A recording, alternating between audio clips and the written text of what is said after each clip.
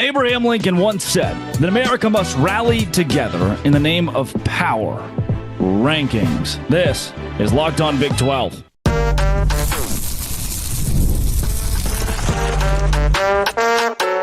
You are Locked On Big 12, your daily podcast on the Big 12 Conference. Part of the Locked On Podcast Network, your team every day. Happy Monday, everybody. Welcome into Locked On Big 12. I'm Drake Toll from America's #1 Big 12 podcast, Locked On Big 12. Thank you for making this show your first listen every single day. On today's program, I will be sweating a lot. I'm still in the middle of a hurricane, haven't had power for 96 hours, and it is just, I'm drenched. This is no goo, but I'm still watching the Big 12. I'm still going to give you the 16 teams ranked, and in the middle segment, let's talk college football playoff, because the current ESPN college football playoff predictor has 3 teams in the Big 12 above everybody else in their odds to represent this conference. And then at the end of the show, is Cam Rising the largest grift in college football history, the greatest grift? What is going on with Utah football? We'll break it all down. If you hit subscribe, I get to keep my job. Without further ado, number 1 in the Big 12 power rankings this week, Iowa State. If you were to Google it right now, who has the best chance to make the college football playoff in the Big 12? Iowa State is right there, according to ESPN. And a whole lot of ESPN analysts would also pick Rocco Beck and company to represent the league. And usually what happens to Iowa State, at least what I know, is when they get overhyped in the preseason, they find a way through the first 2, 3, 4 games to lose that. Typically, it'd be like a road game against Baylor, and they'd lose. And you're like, oh, well, there goes Brock Purdy. He's going to finish 6-6. This Iowa State team has a very good balance of offense and defense. The analytics would back that up. They're number 1 in the league this week, and I'm okay with that, because at number 2, BYU. This shouldn't be shocking. They are representing the conference at a very high rate, both in non-conference, beating SMU, which TCU couldn't do or even come close to, and then beating the crap out of Kansas State, and then going on the road and beating Baylor this week. The more that you win, the better for the entire league. BYU at 2. I need to see a little bit more out of BYU's offense. I do. They're the second best team in the power rankings. At 3, Kansas State. When we talk college football playoff, they are still squarely in that conversation. I like Chris Kleiman, Avery Johnson, the offense. The defense this week was so dang good against Allen Bowman. That first half was a little rocky. I was like, okay, we got a ball game. And then we didn't anymore. They locked it down. The offense took care of business, 42-20. Kansas State, you are number 3 in the power rankings. I can't justify you over BYU, obviously, or Iowa State. At 4, Colorado. This will continue to become a very large story in college football the more that Deion Sanders wins. And that is good for the Big 12 Conference. We love publicity, and this is going to bring us exponential publicity. They're not, how about the Colorado fans? Like, we'll talk about the gameplay on the field. You have a Heisman Trophy candidate and quarterback, a Heisman Trophy candidate at both corner and wide receiver, who are the same player, and the best wide receiver core in the entire country. Colorado's a top 5 team in the Big 12 right now, especially as good as the defense has been, holding offenses idle like it did this week against UCF. Arizona at 5. You just went on the road in what many people in the Big 12 would say is the toughest place to play, and it has been the last 5 years based on the home win percentage, and you went to Rice Eccles Stadium and you won. You beat Utah. And there's not this whole, I know there are Utah fans like, oh, well, you know, we've lost at home in the past, but they were kind of fluke stuff. We had injuries. There's no excuse at this point. Isaac Wilson, last week you said he was going to be the future, and you said we're fine without Cam Rising, and then this was horrendous. Arizona, you're at 5, and I've spent most of the time talking about Utah. You, Arizona, are back. Offense, good enough. Defense, elite against Utah. Elite in the red zone, and that's what you needed. At 6, Utah, right behind Arizona. Competitive game. This wasn't a blowout, though I do feel like Arizona controlled it. They definitely controlled it. Utah at 6. I don't know if I have an answer right now. JT Wistersill of Locked On Utes is going to join the show this week and try to break down what in the world that was. At 7, Texas Tech.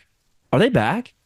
They need to be getting a little bit more credit than I've probably been giving them. The defense is not back, for sure. You allowed 54 points to Abilene Christian and now 41 points to a good Cincinnati team. But if you're going to be a Big 12 contender or win the Big 12 championship, allowing 41 points is probably not the way to do that. However, you scored 44. You won the game. You found a way in the end to win it. Texas Tech at 7, by virtue of them winning. They're 4-1.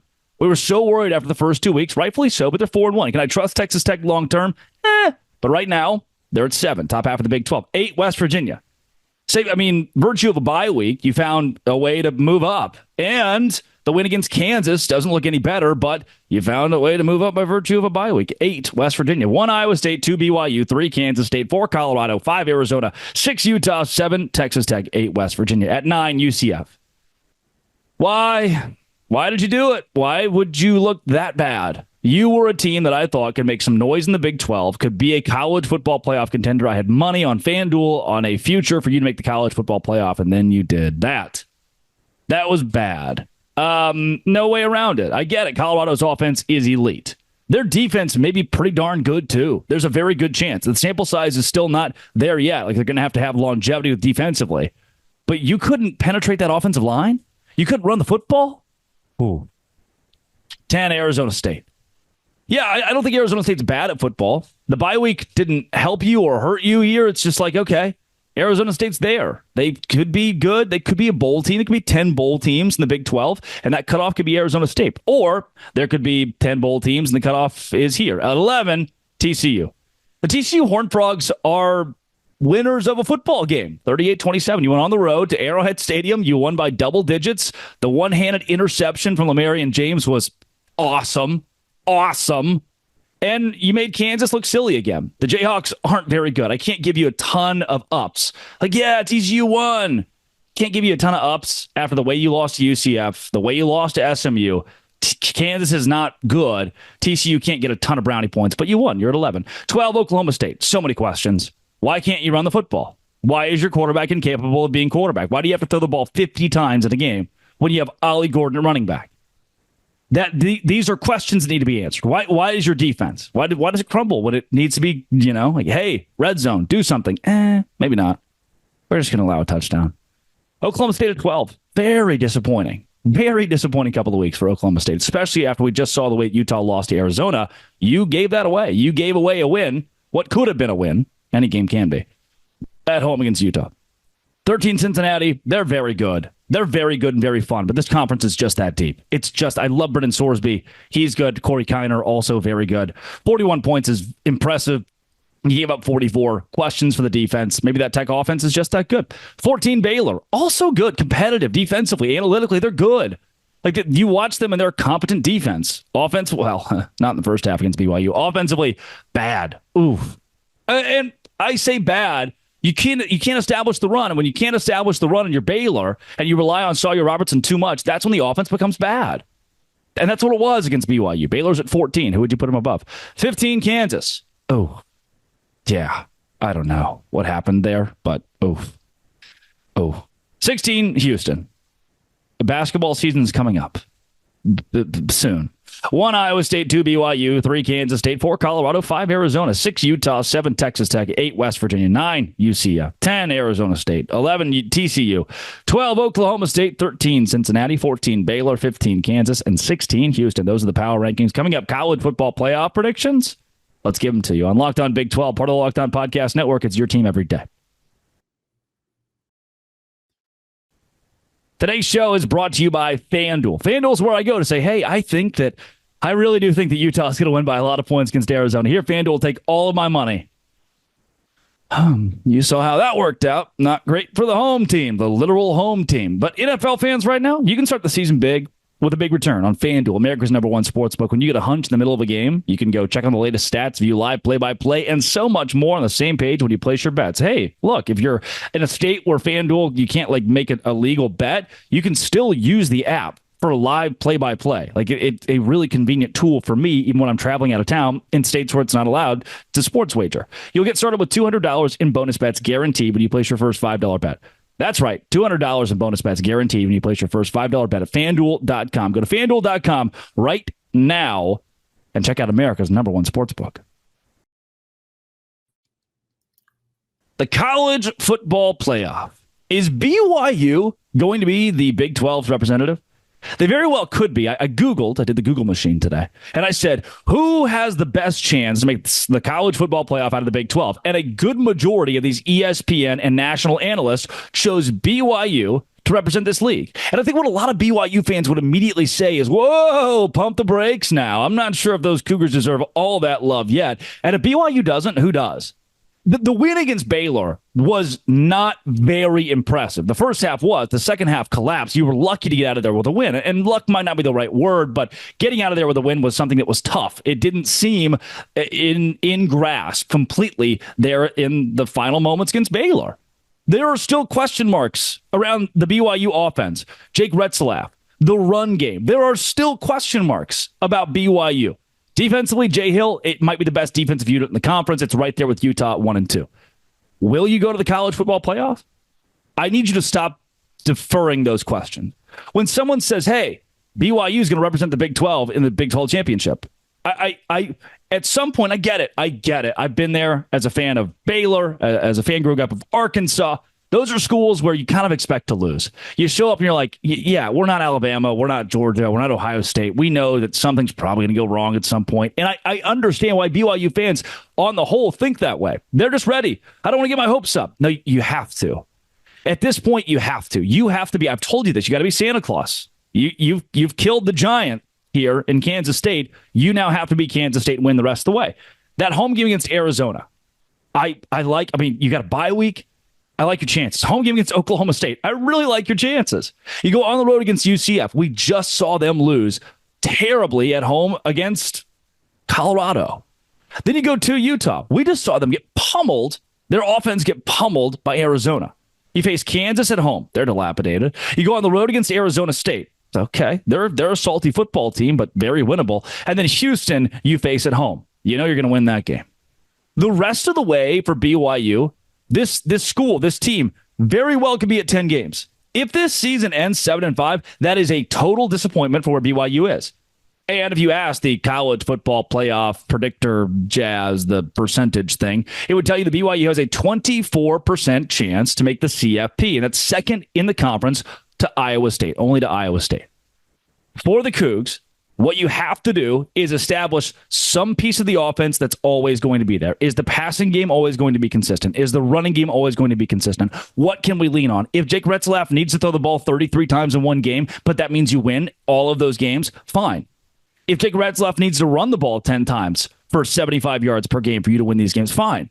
What is the secret sauce, the bread and butter that Aaron Roderick can keep going to, that well he can dip into? I'm not sure BYU has found that, and the offense doesn't play very complementary to the defense. You almost saw it fall apart against Baylor, where the defense is still giving its all. They're a little gassed. You give up a touchdown, and the offense is like, we'll go 3 and out. Third and medium? Let's just run the ball. Like, what? 3rd and 2 late, need to run the clock out? Let's throw it. Interception. Still question marks around BYU. I don't think it's a bad thing. Right now, in my book, they're the representative for the conference in the college football playoff. Iowa State's also right there. Rocco Beck, Abu Sama, Jalen Knoll. I keep saying those 3 names. I was on the plane train at the airport recently in Nashville, and there are 2 guys that didn't know each other in Iowa State gear. I walked up, I was like, hey, Rocco Beck, Abu Sama, Jalen Knoll. Like, yeah, this guy gets it. Obviously, Jaden Higgins is also squarely in that conversation. It's a very good offense, and the offensive line has been there. And then the defense is there. Now, you were playing Houston, and their offense is bad, but you shut them out.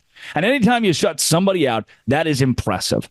This is the most complete team in the Big 12. It is. Offensively, analytically, you are a top 35 offense and a top 30 defense. You're sitting pretty even with each other. You only had 19 first downs against Houston, but 9 for 17 on third down. So you go, well, 19 first downs isn't that good. But hey, there was third down efficiency, third down success there. That's good. And 393 yards, that's good. Only had to throw the ball for 150 because the ground game picked up 240.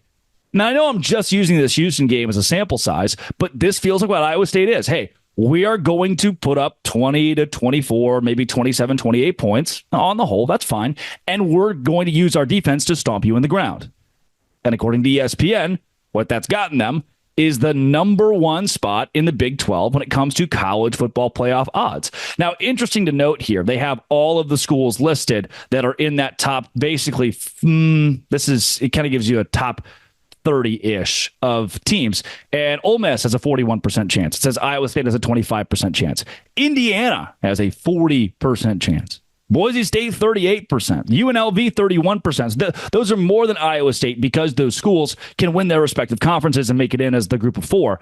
Missouri, a 33% chance. I'm looking at all of these percentages, this wall of schools. Texas and Alabama lead the way at 91% chance to make the college football playoff. And that 25% for Iowa State feels a little sparse. The reason being, there are so many teams in the Big 12 that are in that pod of 5, 6, 7, competing still for a conference championship. The third team they include here, Kansas State. I have my questions about Kansas State. I don't have as many defensively. That's kind of the tell for me. When a team defensively is inept, at that point, it's tough to consider you a college football playoff contender or a school that I want to represent this league in the college football playoff. Kansas State doesn't have that problem. The defense isn't inept. You look at the blowout they suffered to BYU, I wouldn't put it on the defense. Special teams, sure. Turnovers and Avery Johnson kind of peeing down his leg, absolutely. Did the defense lose Kansas State that game? No. There was the middle 8, that 8-minute stretch in the middle of the game, hence middle 8, where you just couldn't really do anything right.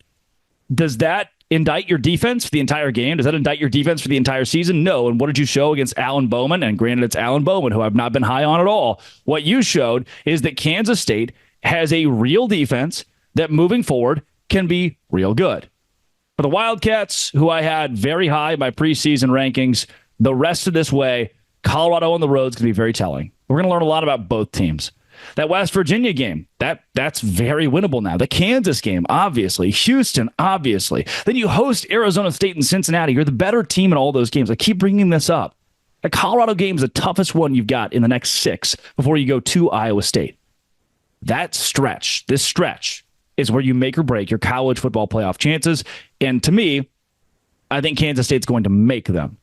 They could still be an at-large even with that loss to BYU, especially if BYU represents this conference in the Big 12 championship and ultimately in the college football playoff, which many people have them at the very top of that conversation. Coming up, is Cam Rising just a grift?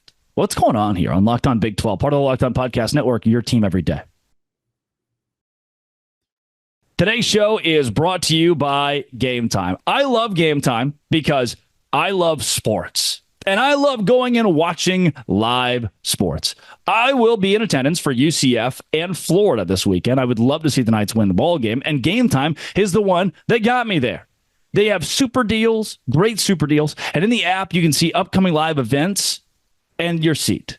So I go in. I have a curated deal to make it easier to find the best price on great seats. I can see the seats before I buy them, and I have the lowest price guaranteed. Event cancellation protection, job loss protection as well. You can also toggle a little feature that shows the all-in pricing. Yeah, no worry about fees. It just shows you the all-in pricing. Lowest price guaranteed, Game Time ticket coverage. Now you can take the guesswork out of buying tickets with Game Time. Download the Game Time app, create an account, use code LOCKEDONCollege for $20 off your first purchase. Terms apply. Again, create an account, redeem code LOCKEDONCollege for $20 off. Download Game Time today. What time is it?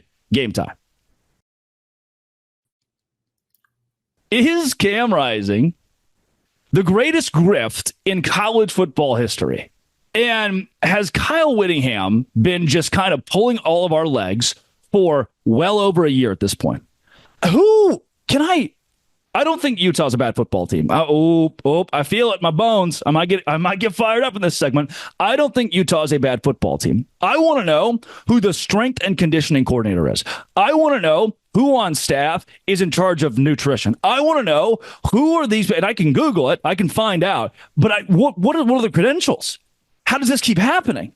Last year, it was, monumental injuries. And Utah fans would tell you they're just excited that they won 8 games because that was a feat within itself. And I would agree. This was Utah's backup B team varsity last season because so many guys were hurt. Why is it happening again this season?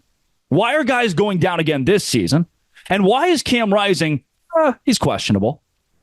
Isaac Wilson played terribly against Southern Utah. He played pretty darn bad against Baylor.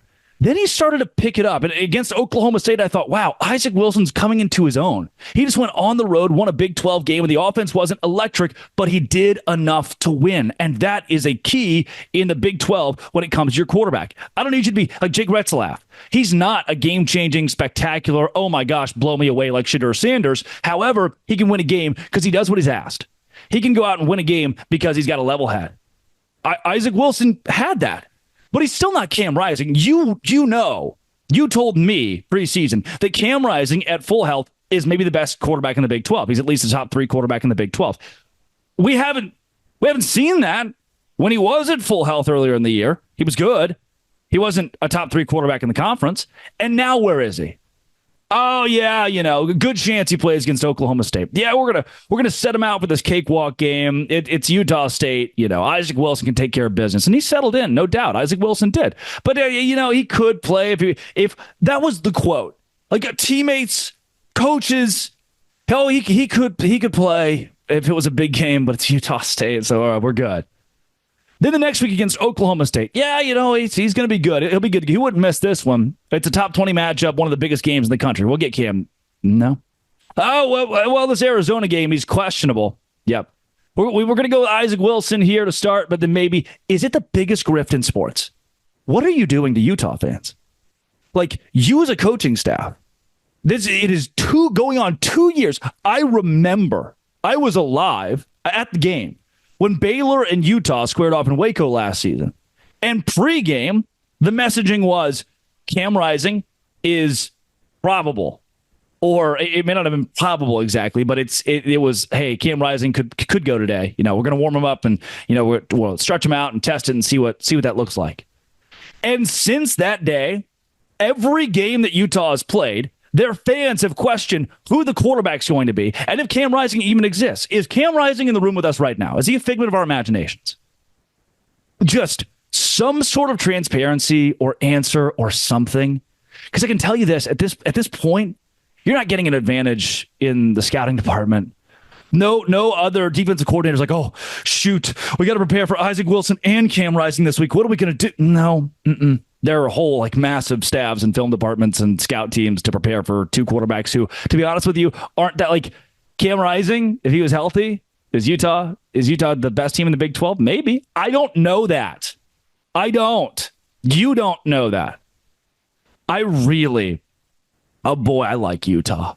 And I know there have been a lot of Utah fans who are like, oh, this guy must hate us and he really doesn't like Utah. And, he's probably so happy Utah lost. I'm not. And there's a reason I put a lot of money on Utah because I was so confident they would win. I don't hate Utah. The reason I really, really love them is because a week ago, I thought that they were our closest shot at getting the deepest in the college football playoff. And with Cam Rising, again, they might be, but you've grifted us. Cam Rising doesn't exist. He's a fugazi. He's a figment of our imaginations. We don't even know if Cam Rising's real. And if that's what you kind of, put your hat on, it's like, oh yeah, he's gonna be the guy that leads us there. That's not going very well. And I don't hate Utah. I want Utah to win so badly because I do believe, especially when healthy, they're a complete team. But at some point, we got to look around the room and go, ooh, is this becoming a trend? Why do we have to keep saying when Utah's healthy? Is there a guy that we can say, hey, what about our strength weight program, our offseason program? What about this is leading to a hodgepodge of, yeah, he might play this week. That is, at this point, it puts for the analysts, for the fans, for pretty much everybody involved. You just go, I don't know about Utah. I don't know about Cam Rising. What happened against Arizona, the inability to score in the red zone. I'm not upset with 4th down, go for it, gutsy play call, big decisions. I am upset that you do that, and then with 6.5 minutes to go, down by a couple possessions, you punt. What? That part was like, how? Are we white flagging right now? Are we surrendering? And then you still, at the end, had kind of a quasi chance to go win it. The offense being that bad, I don't mind being aggressive. I really do not. I personally enjoy that more than anything.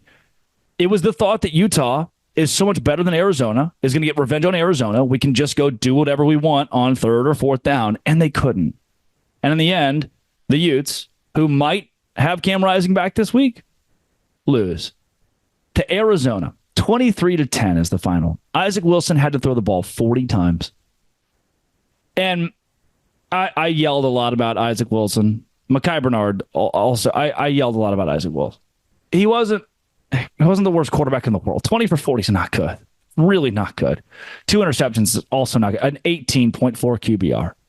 I shouldn't blame the kid. He's a true freshman. We're putting a lot of pressure on him. And you know what? He probably hears the rhetoric too. Oh, Cam might start this week? Cool. Wonder if I'm going to play. I hope he knows that this is his football team now. Whose football team is it? You know? Mekhi Bernard ran well. Let's just we don't have to give him the ball, do we? 29 carries, 91 yards for the kid. Or 16 carries, I should say, 29 for the team in total. An offense that stalled. Noah Fafita was good. He wasn't as elite as we've seen him. The Arizona offense was able to establish the ground game better than Utah, and that was shocking to me. Dorian Singer, Brant Keithy, man. Even now, Money Parks is good. Even now, Caleb Lohner's catching passes. Why? There are too many weapons that Utah still has to score 10 points against Arizona when they got thrashed by Kansas State. And all these Utah fans, don't make fun of us. Don't play on our downfall. You told me this conference is going to be a cakewalk and that you were just going to win it with ease. Oh, this conference is, the crowds aren't good. They don't care enough. It's not, poverty. Utah deserves so much better. Okay. Great. Thanks. I just wanted you to win, Utah. I just wanted you to win a national championship because that means the Big 12 gets even more exposure. But guess not. Okay. This has been It Always Will Be. Come back tomorrow. The goal is if I ever get power. I have probably sounded really angsty the last couple of days on this show. And it's because I am sweating. I'm drenched. Like the hurricane hit, and now I don't have any power. And I haven't had power. I won't have power for days. If I do get power back, JT Westerso will join the show. And that'll be so fun to talk to him about the Utes. This has been It Always Will Be. Locked on. Thanks for making it your first listen every single day. Dose Grande.